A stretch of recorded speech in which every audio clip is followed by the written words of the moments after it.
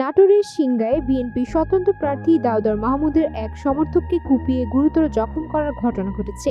৮ জানুয়ারি বৃহস্পতিবার বিকেলে উপজেলার বিলতাজপুর এলাকায় এ ঘটনা ঘটে।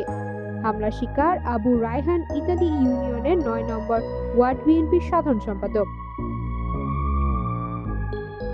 নাটোর ৩ আসনের বিএনপির বিদ্রোহী প্রার্থী জেলা বিএনপির যুগ্ম আহ্বায়ক দাউদার মাহমুদ জানান, ধানের শীষের প্রার্থী আনোয়ারুল ইসলাম আনুর সমর্থকেরা চাইনিজ কুড়াল দিয়ে আবু রায়হানকে কুপিয়ে গুরুতর আহত করেছে। পদ্মা সেতু, মেট্রো রেল এবং এলিভেটেড এক্সপ্রেসওয়ে নির্মাণের গর্বিত অংশীদার বসুন্ধরা সিমেন্ট। গুরুতর আহত অবস্থায় তাকে প্রথমে উপজেলা স্বাস্থ্য কমপ্লেক্সে নেওয়া হলে চিকিৎসকরা উন্নত চিকিৎসার জন্য তাকে রাজশাহী মেডিকেল কলেজ হাসপাতালে প্রেরণ করে। হামলাকারীদের বিরুদ্ধে আইনগত ব্যবস্থা নেওয়ার দাবি জানান তিনি। তবে নাটোর ৩ আসনের বিএনপি মনোনীত প্রার্থী আনোয়ারুল ইসলাম আনু বলেন, এ ঘটনার বিষয়ে তিনি কিছু জানেন না।